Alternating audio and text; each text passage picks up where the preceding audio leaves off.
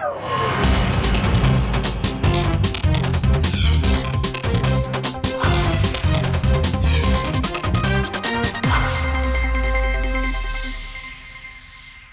and welcome to yet another episode of Beyond the Bites, a show that deals with the trending issues of the region. There has been a continued campaign against corporal punishment in the country, with even the government making it absolutely clear that corporal punishment needs to be vanished from our schools and even homes. However, despite the repeated attempts, has there been enough awareness being created on the issue, and has any concerted effort being made to ensure that the right to dignity of the children or the young teenagers is maintained in our schools and educational institutes? To discuss this and much more, we have amongst our midst today teachers, a child rights activist, a student counselor, and of course, a number of youngsters. So let me start with introducing our esteemed panelists today. I have with me Miguel Dascuya, a child rights activist. Thank you so much, Miguel, for finding out time for the show. I also have with me Mrs. Loya Agarwala, who is a student's counselor. A very warm welcome, Loya, to the show. To my right, I also have Meher Ishrat Amin from DPS Guwahati. A very warm welcome to the show, Meher. And I also have with me Ritik Rupam Sharma from Sociology Department of Guwahati University. With me also is Tandra Bhattacharjee from SBO Public School, Guwahati. And not to forget, a very young bunch of students here who will obviously take part in the discussion, and we'll have a lot of questions for the panelists, I'm sure, in the course of the discussion. Now, Miguel, I'll come straight to you. Will it be right to say that corporal punishment is still very much a reality in our schools? Of course, Navan. If you, it's a part of the legend, that and the problem is that we take it as an accepted norm. So it happens rampantly in private schools, which are beyond the state, purview. It also happens in government schools, which are inside the state purview. Yet, you see the number of cases of corporal punishment in government schools are huge in all across Assam. Loya, is corporal punishment a habit still in our schools? It's a culture. It's a culture. It's a culture of Indian mentality. And this is the problem, because a lot of our parents and our teachers seem to think it's their right to hurt a child. And I'm glad, again, that you're having this debate, because it's something we need to address, definitely, in our society. Meher, as a teacher, do you think it is still believed that corporal punishment is just fine when it comes to enforcing discipline in the school? Well, I don't agree. It is. No, but do you see that happening? I'm not justifying corporal punishment, but then I go a midway between whether there should be corporal punishment or there should not be corporal punishment. Corporal punishment, it's when we define it, it is both physical and mental. Physical, definitely not. We cannot. And corporal punishment, as in there is a thin line between mental corporal punishment and being firm to a student. All right, there's a thin line. And then as we are addressing students on a practical basis, we are interacting with them. So we think that there are certain situations in which we need to be a little firm towards a student in order to enforce something and in order to teach them what is to judge between the right and the wrong. Yes, we'll come to a lot of that in course of a discussion. My question, Ritik, was, is corporal punishment still an accepted norm in our educational institutes? So, Navarun, if you are asking me whether corporal punishment is right or wrong, I cannot just give a conclusive judgment that it is right or it is wrong. But is it an accepted norm? No, that's my question to start with. Yeah. We have to look, I want to give you the answer in this way, that we have to look the circumstances, the context, the time, the moment when that very incident of corporal punishment was occurring in that particular moment. We cannot just generalize that this kind of corporal punishment is good, this is bad. We cannot just generalize. We have to look at the time, context, and the very moment when that was occurring. Yeah. So are you justifying? Are you justifying No, the fact? I'm not I'm sure both Loya and Miguel will have a lot to say on that. Before that, I want Tandra to come in here. Tandra, your first views, is corporal punishment still an accepted norm in our schools and educational institutes? I don't think so. Being a teacher, I feel corporal punishment is a big no. You cannot reinforce any good habits in students by punishing them. mentally or by giving them any kind of physical stress. That is just impossible. In that way, I've seen that student, they stop cooperating with you, and which will lead to no results. As I'm dealing with a age group of 15 to 18, and for me, corporal punishment is a big no. It does not work.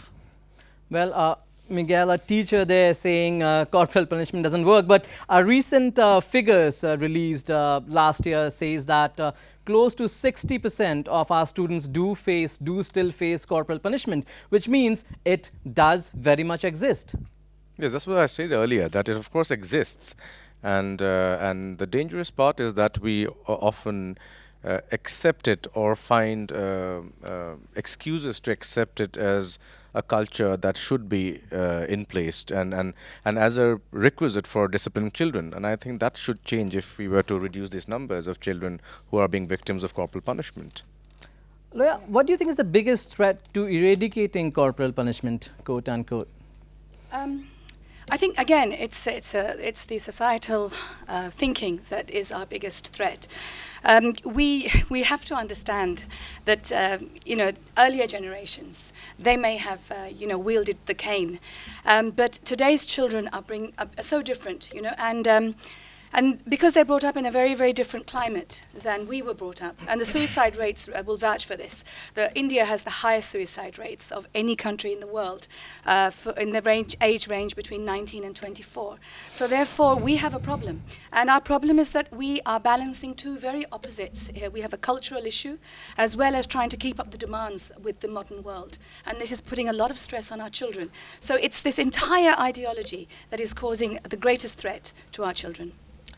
Meher and Ritik, you just mentioned, Meher, about the situation under which a punishment is met out to a student. Would you like to elaborate a bit more on that? Maybe I place a situation where, like there are bullying cases that happens in a classroom.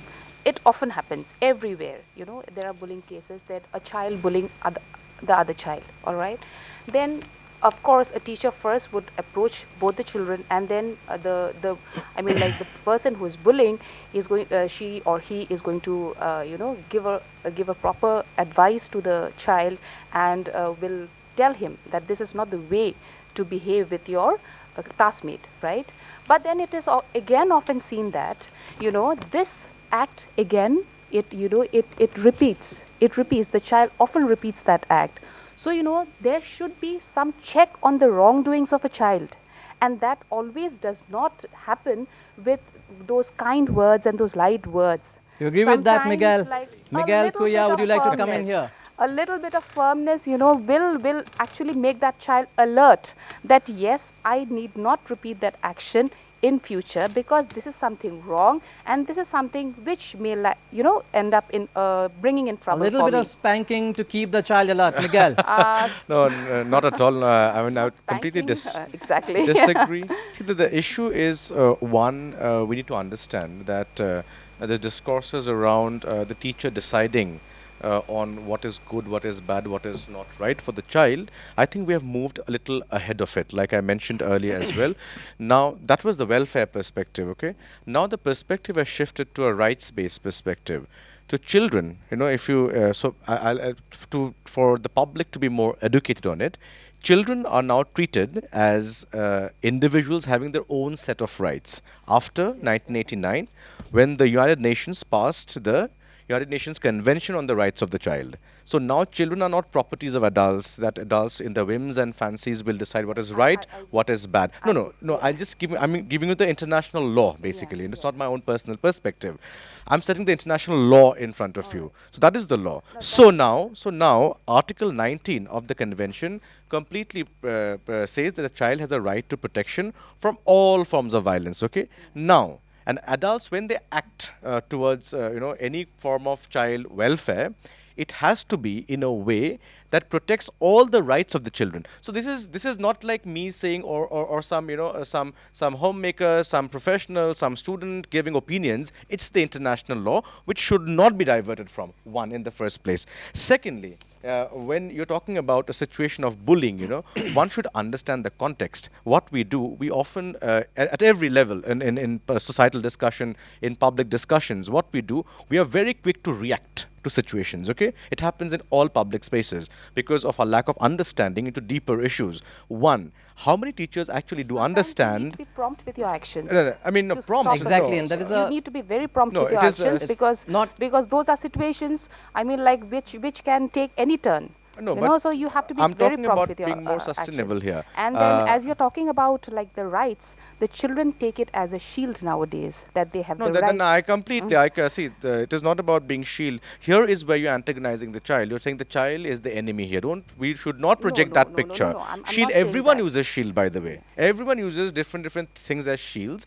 But we should not, put the child in such a space where the child has to defend himself or herself against, because the teacher, we should understand, is up in the power structure. And we should understand that, and that should not be the reason for oppressing a child. Okay, one.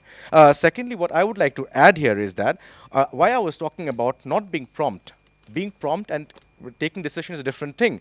But to understand the causes of bullying, how many parents are actually trained in understand the psychological reasons why a child turns into a bully? So if schools, administrations, governments give more importance to that aspect, you will see that cases of bullying in schools will drastically reduce. Okay. Now let's talk about the future all the time. We cannot just be so kind of momentary in our actions that we just look into today.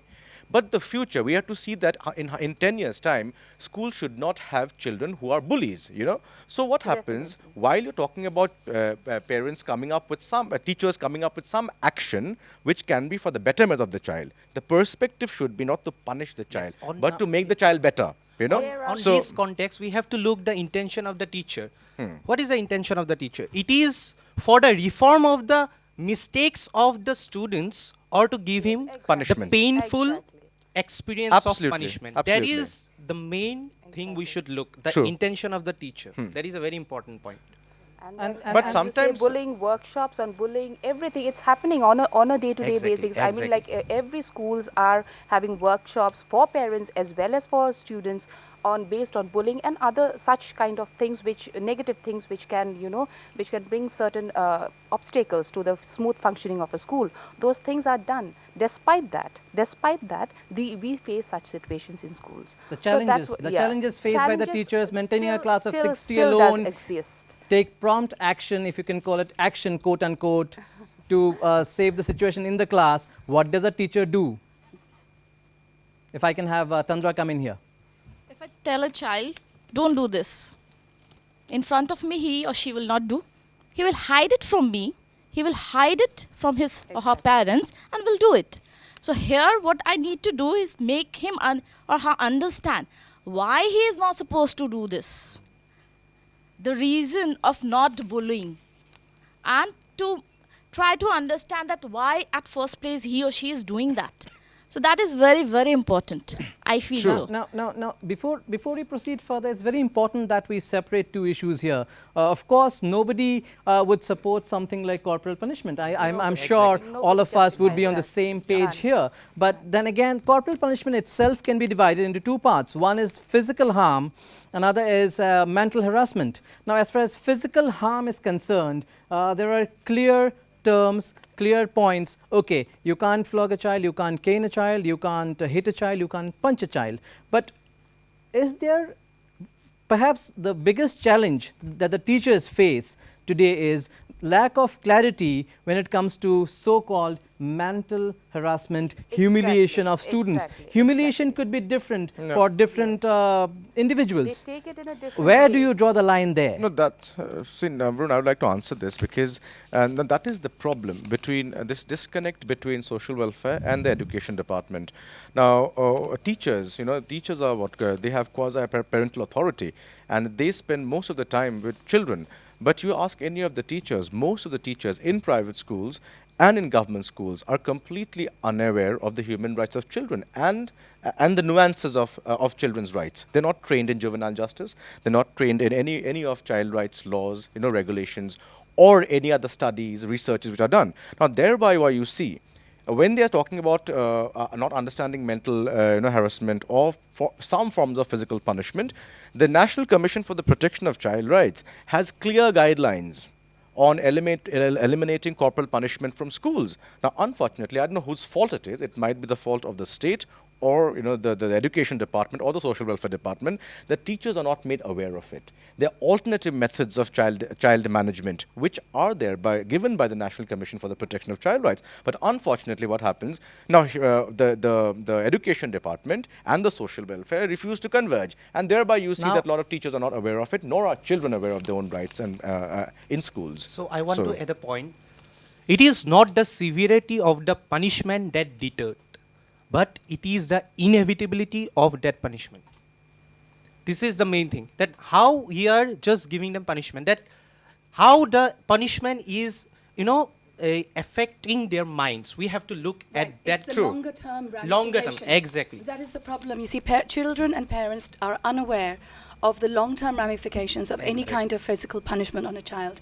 And there are so many, like a loss of their dignity is the immediate thing, humiliation, loss of self-esteem, and later on what can happen to the child is that they can have burning anger issues. Aggression breeds aggression. We know that. So therefore, if parents and teachers were more aware of what can be the long-term detrimental effects on the psyche of a child, perhaps we can have a change. But isn't it always easy to just sit back and blame the government, blame the social welfare, blame the education department? The government on its part has of course sent notifications time and again, not once, many times. And we have to understand what we are dealing with here is educational institutes. They are supposed to be responsible bodies themselves. The government making it clear, making it certain that it wants corporal punishment to go, should not that in itself act as a deterrent for the schools? No, see, it's a very complex issue. Now what happens is, since it's a form of culture, like I said before as well, that it's very difficult to undo.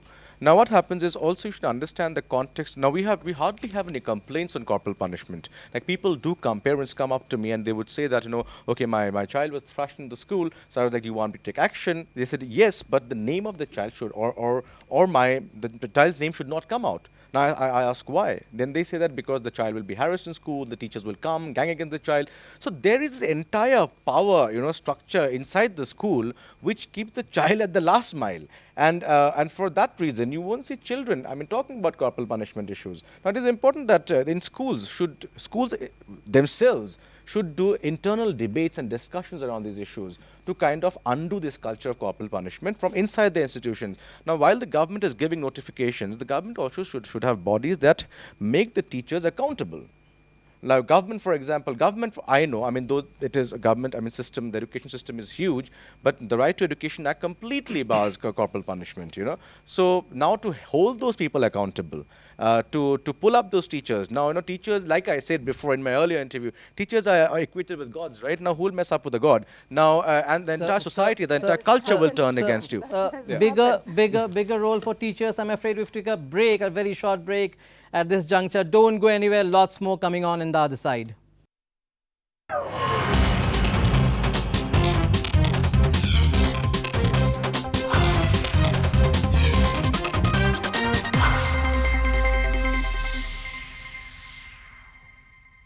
Welcome back. You're watching Beyond the Bites. We are discussing corporal punishment today. Now, before we go to our panelists, once again, we have somebody in the audience who has a question to ask. Yes, young man there. Go ahead. Yeah. First of all, I would like to thank all of you for having such a lecture on the child psychology and the corporal punishment that is not been addressed in Indian society. But ma'am, I want to ask you one question. Indian society from the very right beginning was not in that sense that corporal punishment was there from the Brahmins giving teachings to their disciples. And the things that we see today, different child have different psychologies and different perspectives. We have to understand, as we know, teacher's job is one of the most important job to have the highest patient, as quality of patience should be high in the teacher. You said that your teachers have to take the prompt action, but we have seen in many instances that teachers are given training in their respective field. How so to do deal with each child in its own individual way. That's what you mean to say? Yeah, so teacher have the seminars like students have, that how to improve and how to have the child psychology perspective to become in. Like the teachers have training in their syllabus and courses how to teach this subject of science or maths. Should they have the subject seminars and teaching to handle with each child psychology? Each child psychology. Meher, you can come in here. Definitely workshops conducted time and again for teachers in all. I mean, like me coming from a private institution, I do attend such seminars, such kind of workshops, all right. And then this has definitely elevated our knowledge of how to deal with students, because all of them, they have their own psychological you can say inclinations, right? I conduct Ye- seminars yes, and yes. workshops. The number one criterion for teachers is emotional intelligence. They must know the importance of emotional intelligence, and especially anger management and self-emotional management. As I was saying, it is not about a prompt action. Does not. It is. I'm not justifying the act of a teacher going and scolding a child or something like that. It is prompt action means that when you see two children are they are into a quarrel, into a fight, you need to act promptly so that it does not take a a wrong turn. All right, that is what I'm trying to say. So then sometimes it becomes a little important that a teacher is a little firm towards the child who has caused that damage or who has come and attacked the other child. So that is what I'm talking about. So it Again- is not about like corporal punishment because the teacher does not know how to manage his or her anger. It is not about that. It is about the situation when the teacher needs to act promptly so that nothing wrong happens to a child. But That's acting promptly is directly relevant to their own emotional makeup. So therefore, a teacher must know how to must know how to act and not react. And that is really important. You have to think before you act, because if you do it on an impulse, it could have greater impact later on in a negative way. But Ritik, see, we can go on and on about taking one child as an individual, taking the child's psychology at one time. But again, the United Nations report on the rights of children itself observes that India is at a big disadvantage due to its big population, large population, high population growth. It acts as an impediment for any good educational initiative. How do we address that? One single teacher looking after a class of 80, 100 or more, sometimes 5 teachers in one school, and that is the case in the entire country. It sounds fine for teachers to act individually, but do they have the luxury? First of all, I'm not supporting any corporal punishment, but Nobody here is. No, no, no, Nobody yeah, here yeah, is. We're yeah. just trying to look at the challenges but that the teachers face. But sometimes we have to be, prompt, as ma'am have said. Like whenever a teacher is giving a punishment or kind of mild punishment to a student, it's not just he or she is giving punishment to one student. It's a symbolic thing which he or she is doing with the rest of the 60 students, isn't it? It goes as a message to Exactly, the rest. exactly. It goes as a message. So whenever you are just giving a punishment, it's not just a punishment. At the same time, it is a symbolic message to the rest of the 60 students that if you are violating those disciplinary actions, yes, you are also in the line. But I am not supporting it. Find a scapegoat. Yes, somebody in the audience. Yes, you can be seated. You can be seated. Yeah, go ahead. Good evening, sir. So first of all, thank you for giving me the opportunity. My name is Ritvik Bhattacharya from Cotton University. So actually, I'd like to talk, as Meher ma'am touched on the point, I'd like to focus on bullying. Okay, there are many students in our classes, it has been just 3 years since I passed out from class 12. So I have seen many students who do not have that kind of good conversation skills. So those are the ones who are usually bullied by the bullies. Moreover, nowadays our parents grew up in a generation where there were mostly single-sex schools. Nowadays we are having co-educational schools. So there are many girls who who are afraid to speak out against some students, generally boys, and because of and even if they speak out, the school management takes the recourse that that issue does not come out. They do not take the help of the law enforcement agencies. So the fact is that, and moreover, because of co-educational schools, there should always be a line that what is acceptable and what is not acceptable, so that it does not border on PDA or obscenity.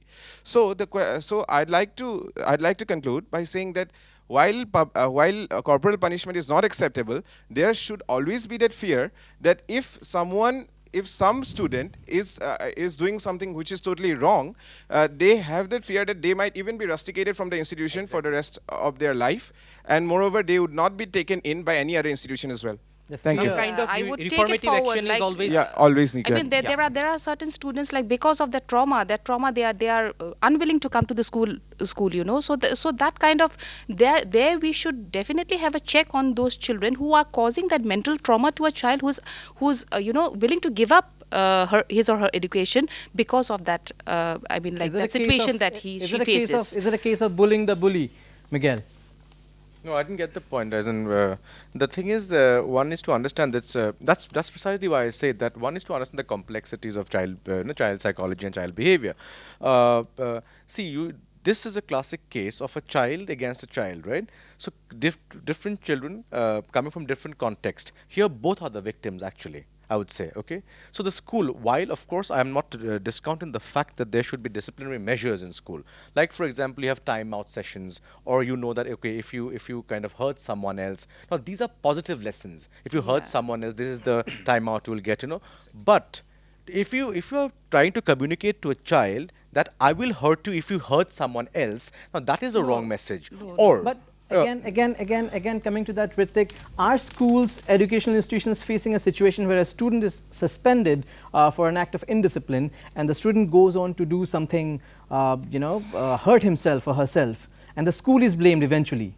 So what does the school do in such circumstances? Exactly. And I would want Miguel also to come in here. Exactly. If you look at the statistics, no? Right now, if you look at the statistics, the student suicide rate is increasing. The problems are increasing day by day. When these problems are increasing? When there is some kind of legal restrictions are coming. Yes, we need some legal restrictions, but at the same time, we should not encroach into the individual decision-making power of a teacher. Look, teaching is not a profession. Teaching is a responsibility. It's the responsibility for building the future. It's the responsibility for building I'm sure a all of generation. us agrees here on that. It's a responsibility for building a generation. So, at the same time, in every time, whenever we are assuming and presuming that the teachers are at the negative line and teachers are at the villain, at the role, they are playing the role of a villain, it is not acceptable at the same time. And if you look at the other side of the coin, that if some students are violating and they are just diverting the path from the discipline, some kind of reformative actions must be taken. No, that's exactly my point. See, I like when you use the word reform. And that is what is absent right now. So the thing is that teachers become very, very,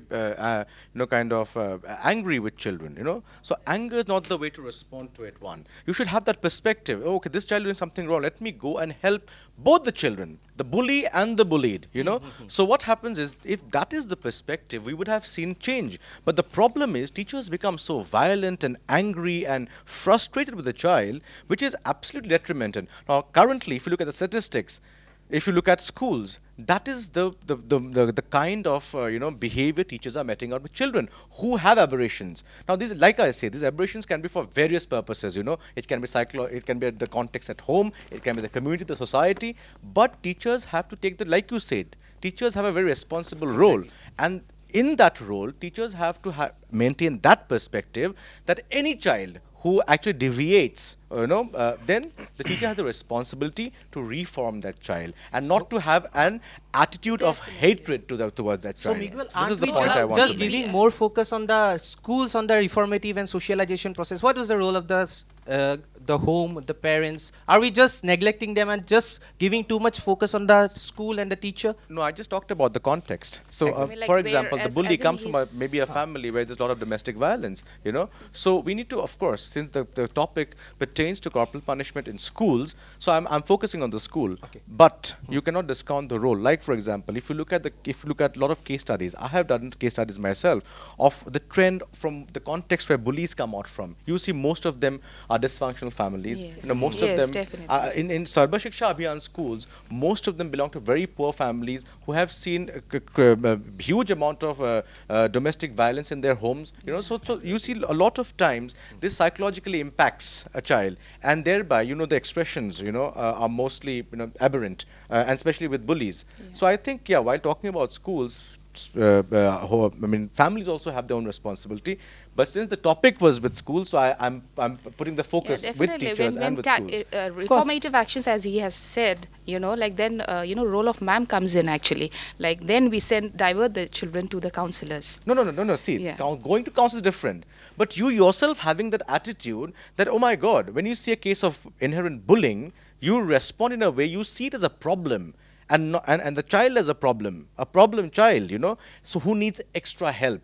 So your attitude should not be one of anger, of hatred. I've seen this a lot of times where there's a lot of hatred against the child suddenly. Again, Miguel, we have had cases where I remember this incident from 2 years back where a student was caught cheating in Delhi and was, of course, suspended for the exams, and the student went ahead to commit suicide. Now, what does the institute do under such circumstances? How does an institute deal with these kind of issues effectively? See, we cannot talk about isolated issues. We have to look at the problem as a whole. And that's where we can reduce impact situations like this in the future. But such cases have been on the rise. Yes, the such cases have been on the rise. So, of course, there is a huge gap in literature to understand why such situations are occurring amongst children. So one needs to also go into a lot of academic work to understand the issue and to see that why are children actually, when they are subject to some form of sanction, which might not be harsh, but yet it affects their mind in such a way they go back home and they commit suicide. Now, this is a very serious situation. It might be linked to the home in which the child has grown up, because now we see families are so competitive. If you don't get the first position in the class, you would be beaten up, you'd be thrashed, you'd be blasted. So the child is under that pressure that when I go back and my parents come to know that I have cheated in class, he goes back home and he's locked up in a room, he's beaten up, he's publicly shamed. So that might compel children to commit suicide. But one should understand that the child is cheating, so there is a problem with the child. So let's come out and help the child issue this problem, rather than kind of acting so harsh and so having this enmity against the child. Cheating, like it is, he has to be shown. I mean, like their suspension, of course, as he has said, that is one measure that has to be done, because otherwise it will be unfair on the part of the other children who are doing it on a fair basis. I think I'd also like to add here that when we talk about positive disciplining and positive parenting, the crux of this kind of disciplining is that you don't focus on the child. It's not a personal thing, it's the behavior.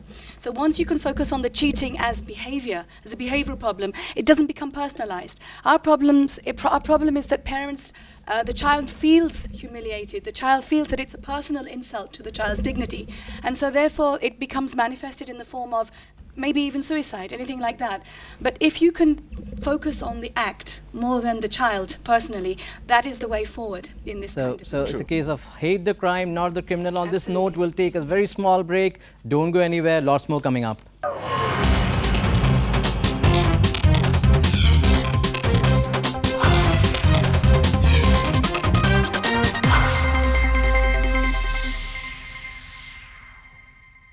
Welcome back. You're watching Beyond the Bites. We're discussing corporal punishment today. Meher, before the break, we're discussing how punitive measures should be there. It cannot be done away for discipline among students. But as a teacher, what are the challenges that you face in maintaining discipline in the class? A class of 50 when you're handling, and you cannot, do not have the authority to be extremely stern under any circumstance. What are the major challenges you face? You know, like you have to be a very controlled person,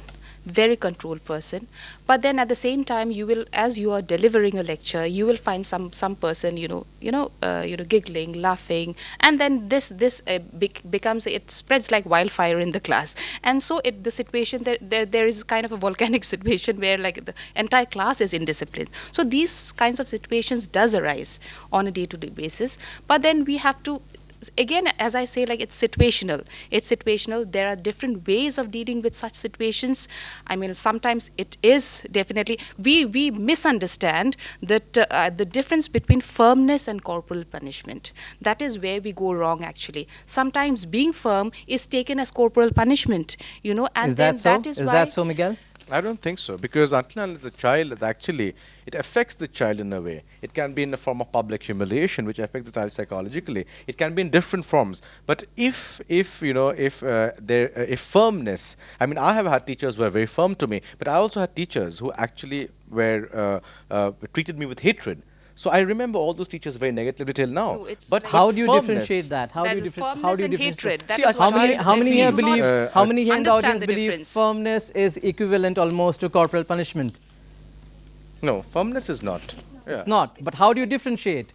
How do you differentiate? Is that the lack that confusion? knowledge See, of one- Is that what is differentiating happening between the today? A child will tell you, a student will tell you how to differentiate, because a child responds to stimuli, and if it's a positive stimuli, the child will be positive. If it's negative, the child will be negative. So this is very natural. So a child will tell you if a teacher is stern, teacher understands the children. Like you're talking about discipline norms, right? So how many schools actually make the children a part of the decision-making process to make these norms for themselves?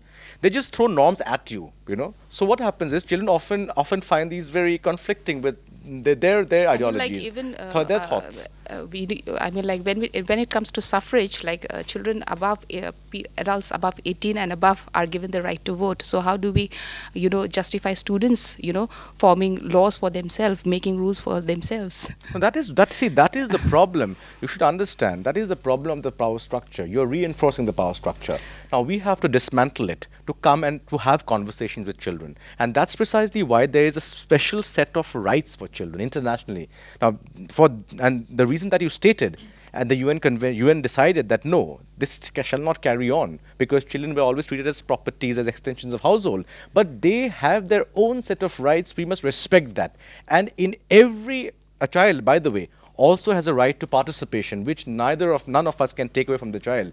So Definitely. even in decision-making process, in also in lawmaking, you hardly see a child's perspective go out there, right? So we all adults take decision on their behalf, but it is very important. Children have the right to their own perspective. As I can see somebody in the audience. Lots of questions from the Respected audience. sir, respected panelists. My name is Bedanga Kaishap from Guwahati University. Although it is not justifiable, corporal punishment is not justifiable, but don't you think there is somewhere a gray area in between of supporting and not supporting corporal punishment? That is, where should we draw the line? I'd like to say that because the standard instances, the incidents due to which corporal punishment takes place, it's like being absent from classes, not paying proper attention, being like not doing assignments, being mischievous in the classroom. So the thing is that these are the issues which generally take place due to which corporal punishment is awarded. But if we go deep-rooted into the issue, what are the reasons the child is doing those things? What are the deep-rooted issues? Is he being abused at home? What, like being said by our panelists? So does it all boil down to not enough, and it's kind of funny, not enough interaction between the children and the teacher, meaningful interaction. Is that so? Yeah, I'd like to continue one more thing. The thing is that, like I said, how much is enough? If we talk about some heinous crimes, should we let go of them as being juveniles? So where should we draw those the are line? one-off cases. Let's not get into that, but let's come to the point. Are there not enough meaningful interactions between teachers and students in school? I would like Tandra to come in here. Yeah. That if we have meaningful interaction with students, they will definitely cooperate with you. When you tell them in advance that these are the do's and don'ts and what will be the consequences, you tell them that if you will not follow these do's and don'ts, these will be the consequences. So when they do something wrong, they know that these will be the punishment, and they take the punishment as like they take it more positively. That these punishment are because I'm getting this punishment because I have done this, and I should not do this. So this understanding is built up, which if we just force things on them, it will not work. Yes, Miguel. Here I would like to make one point that we should discuss what is the intention of punishment. Intention is to reform the students. Okay, it may be through parents or it may be through our teachers. But intention of punishment, capital, that is corporal punishment, it is harmful for the children. It is harmful for the student, and it is the totally violation of the human rights also. Children rights So also. what is the point you're trying to make? I would like to tell you that teachers and guardians, they should know how to treat the students. The teacher should be, they should know properly that how to, beside corporal punishment, is there any way to reform the students? The guardian should know how we should treat the students and their children and all. For that, we need for some seminars is very important in present time, because present time we already discussed it, by the panelists. I think all the audience also, we have already rejected the corporal punishment is harmful for the children. For that, we need to be very much aware for that there should not be any corporal punishment. It was a very much unscientific concept. So we should aware of it. Nobody is supporting corporal punishment here. Yes, Miguel, you want to make a point? So it's interesting when Madam said that communication between children and parents, children and teachers, and also parents as well. So like I said, there should not be a power structure there. One. So because most of the time a teacher just goes into school looking for a job, the teacher often fails to fulfill their responsibility of actually working for children. Now, how many times does a teacher go into a classroom and have this great feeling that, oh my God, these are my children?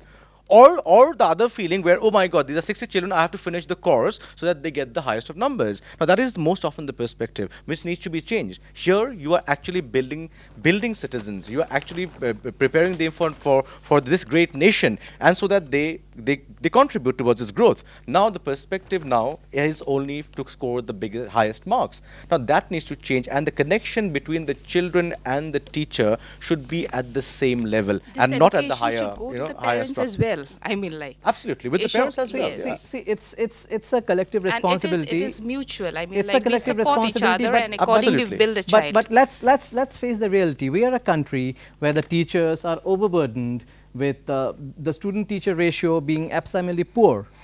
Okay. Now there's a big burden. A single teacher looking after 100 students, and that same teacher also has to complete the syllabi within the fixed time, make sure all the students pass through, and a lot of other things. Now we are looking for practical solutions, practical alternatives to quote-unquote corporal punishment that could be mental harassment, humiliation, and all that. Nobody here, I'm sure, supports physical hurting of children, but we are talking about the other part, the non-physical part of corporal punishment. What is the practical solution to that? What is the way forward? What can be done? Because we are starved for resources. Nobody can deny that. Loya. Actually, it's an attitudinal change which will start at the grassroots. So it has to be with the parents and the teachers combined.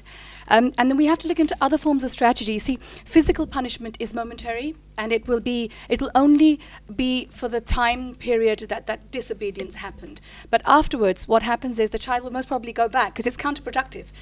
Corporal punishment is counterproductive. So we need to look for long-term solutions where we have positive acts of discipline, where you... So what are those long-term solutions? For example, you can start to, as you said, timeout was one. There are many forms of positive discipline where you focus on the child's behavior, which is the main problem, and not looking at the child personally. So we need to have these workshops for teachers whereby we look into all the different areas of disciplining, where we focus on problem-centric strategies which need to be implemented, and not used as a broad-based way of just temporarily changing that discipline behavior in that moment. Now I can see people from the audience trying to make a point. Yes, ma'am, you there.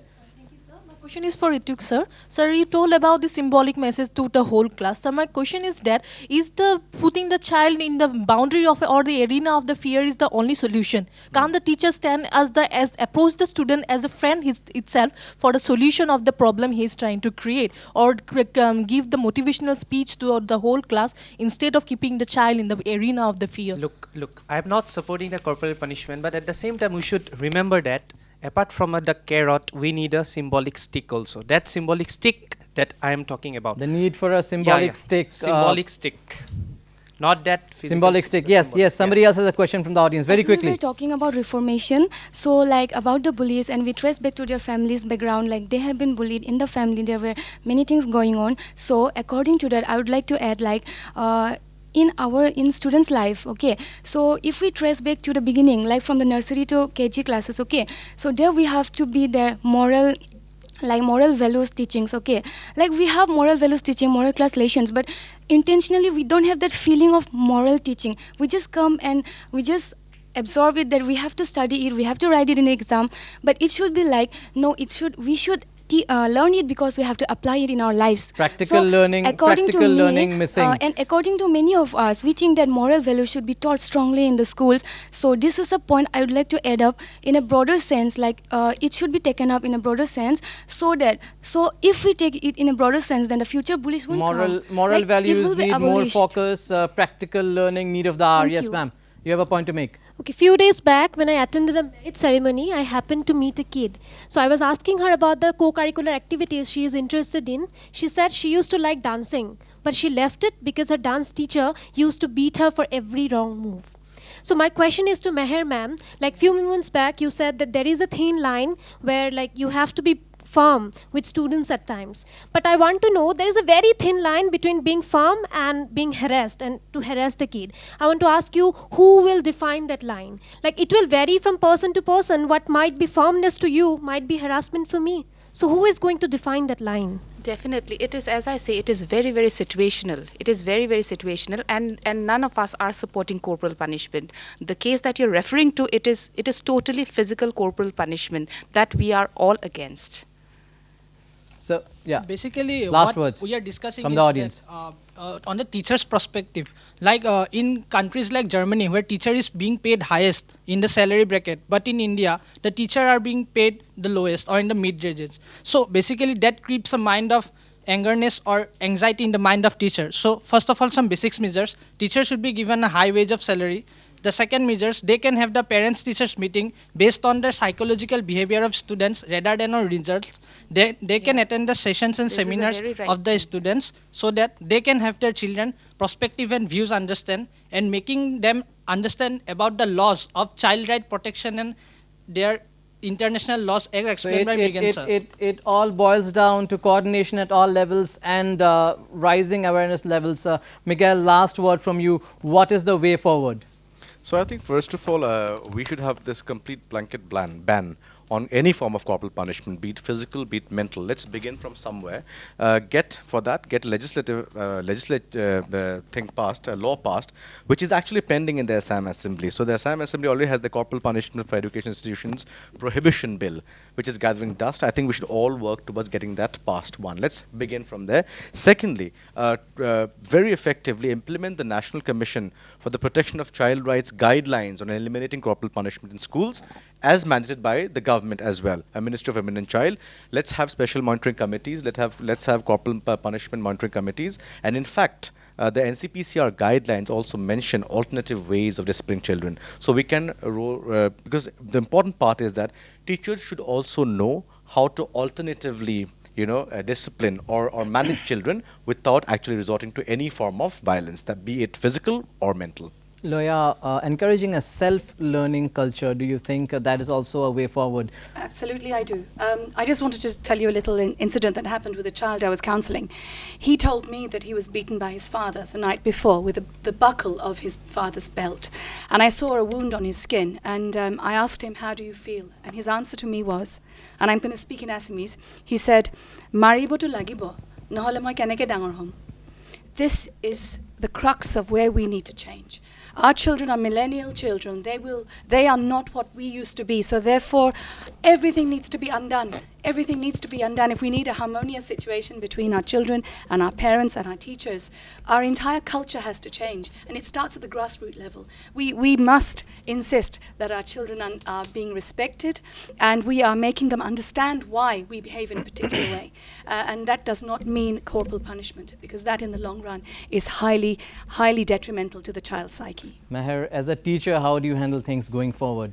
I would say that only cooperation, cooperation right from students, teachers, parents, authorities, when everybody cooperate with each other and everything goes on in coordination, I think we'll definitely have a better structure of education system. Ritik, last words from you. One word.